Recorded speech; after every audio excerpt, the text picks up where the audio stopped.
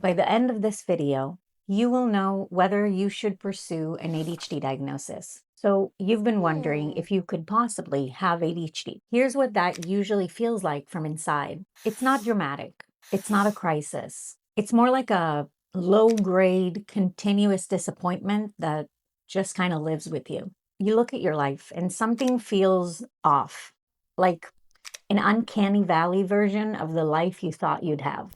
And you can't name what's wrong exactly. So you start going through possibilities. Is it your generation, the internet, how you were raised, your family, your friends, the people you chose and didn't choose, trauma, lack of trauma? You cycle through everything, trying to find the thing because the feeling isn't coming from outside. It's not just that other people are telling you you're not doing it right.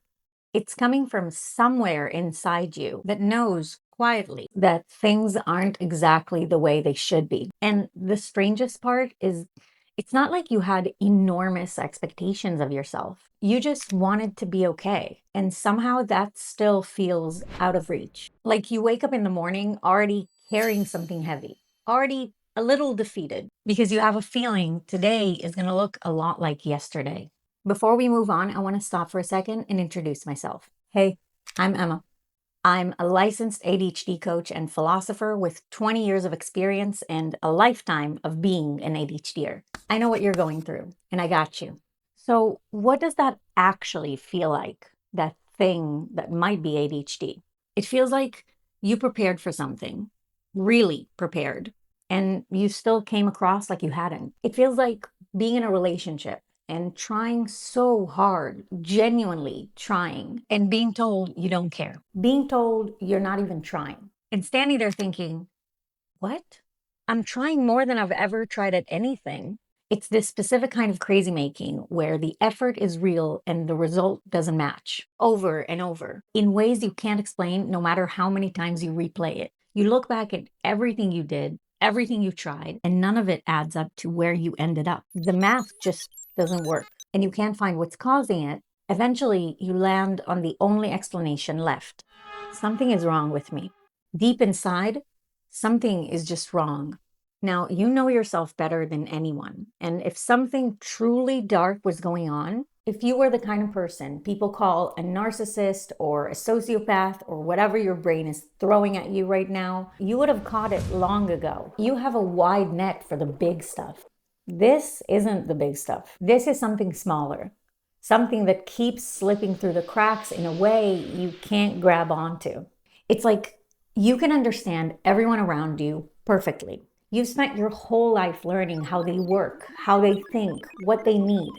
But when you're just yourself, just fully yourself, they look at you like you're a completely different species and they're scared shitless.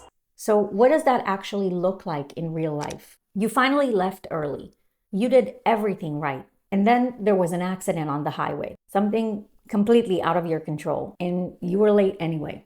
And when you walked in and tried to explain, you could see it on their faces. They've heard it before. Another story, another reason. And the worst part is you're not even angry at them for thinking that. You're angry at yourself because somehow, some way, it's always you. It's always something, and you don't know how to make it stop. What you didn't know was that there was a longer checklist for leaving the house. Most people don't just calculate how long it normally takes. They check what the road looks like today. They add buffer time, just in case. They leave much earlier than they need to, just because. There's a whole extra layer of calculation nobody told you about, and you didn't even know you were supposed to know it. You would die for this person. You think about them constantly. You talk about them constantly. You are genuinely, completely obsessed with them. And then one day you find out they've been feeling unloved, distant, like you don't even care. And something in you just goes quiet because you thought you were doing too much. You thought you were overwhelming them. And somehow, from where they were standing, you were barely there. It's not that you weren't loving them. You were. You just weren't loving them in the language they speak. And I'm not talking about love languages. That's overly simplified. What I'm saying is, if they are telling you that they feel unloved, they're handing you something. They want you to know what they need to feel loved. You can ask them. They would love that. How can I make you feel more loved? How can I show you just how obsessed with you I am? Because that's all you wanted anyway. And guess what? Once you figure out how to show it to them in the way that they want, you won't feel like you're doing too much because you would be doing exactly the right thing. You studied. You went in feeling ready. Every question had an answer and you had it. You walked out feeling good, maybe even a little relieved. And then you got your score. And it made no sense. You failed. You just sat there with it, turning it over in your head. How? You did everything right. You know you're not stupid. You've always known that. But now you're starting to wonder. What was happening was that you were thinking about too many things at once. Everything came out at the same time, in every direction. Your sentences lost their structure. Things that made complete sense in your head made no sense on the page. And you didn't catch it because you were moving fast. You were in a test. You weren't stopping to read what you wrote. You thought you were answering the question. You were. Just also 12 other things at the same time. Just kind of a word salad. And what kind of teacher wants to sit and decipher that on top of however many tests she still has to go through? So what can this be? It could be ADHD. ADHD is a brain that processes things completely differently. Some things it processes at the speed of light. Others like a slug. And it's never the things you'd expect on either end. It's a brain that never stops going. A 5-lane highway of thoughts running simultaneously. A million voices. A creativity and imagination that genuinely has no limits. Because you think so much, you go deep. Deeper than most people around you. And that can be lonely. ADHD means normalizing talking to yourself because, frankly, it's the best conversation available. It also means being kind of terrible at stuff that would make you look good on paper. The stuff that would make you a good student, a good employee, whatever the world decided those things look like. While being absolutely brilliant at anything that requires a magnificent, weird, different brain. Which, lucky for you, is a lot of things. Now, could this be something else? Yes. It could be depression. It could be anxiety, borderline personality disorder, bipolar disorder, trauma. It could even just be aging or a really brutal season of life. All of those things can create versions of what I've been describing. What's specific to ADHD is that it's not new. It's not something that started after something happened. It's a lifetime and it accumulates. It's not just that something isn't right. It's that there's always something. Different situations, different places, different people, different chapters of your life.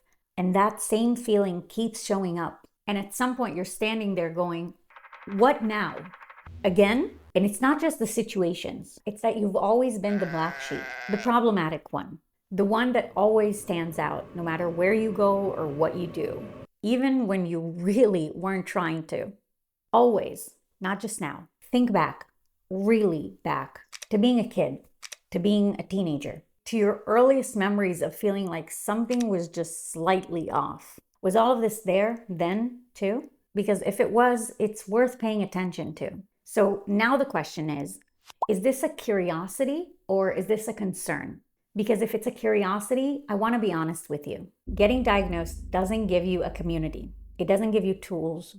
It doesn't give you anything except one thing. Access to medication. That's it. Someone with a clipboard confirming what you've already suspected. Yep, different brain. And that's genuinely all the diagnosis is. So if you're basically okay, if you've found work that kind of works for you, systems that kind of work for you, a life that kind of works for you, you don't need to spend money on a diagnosis. You can look it up online, read about it, decide for yourself. And honestly, you can pursue coaching or therapy without a diagnosis anyway. None of that requires a piece of paper. The only real reason to get diagnosed is if you sincerely think medication might help you, because that's the one door diagnosis actually opens. Everything else is available to you right now. And if you do get diagnosed, know that plenty of people get diagnosed and sit on it for years, decades even. Never think about it again. Never connect it to anything in their life. The diagnosis doesn't do the work. You do. If you decide you want support, here's how I think about it. Therapy is for what ADHD has done to you. The years of wrong conclusions, the shame, the relationships. Coaching is for your everyday life. I don't know how other coaches do it, but the way I do it, it's not about changing who you are or what you do. It's about figuring out how to make your life feel fully yours inside that brain. How to let yourself shine without feeling like a fraud or a weirdo. And meds are for executive function. Starting things, finishing things, managing time. That's their job and that's it. What can you do starting right now to feel a little more like yourself? Like you're living your own life and you're okay with it. That feeling we started with, that something is off, that something is missing, a diagnosis isn't going to make that go away. Meds aren't going to make that go away. Those are tools. The question of what's actually missing is yours. What you don't have, what you aren't doing, what's standing between where you are and where you want to be. Only you know that. Take tonight, sit with it, journal about it. Think about what changes you can make in the way you live your everyday life that would actually make you happy. This is important work. This is your life's work. Socrates said, "To know thyself is the beginning of wisdom." I'll see you next time.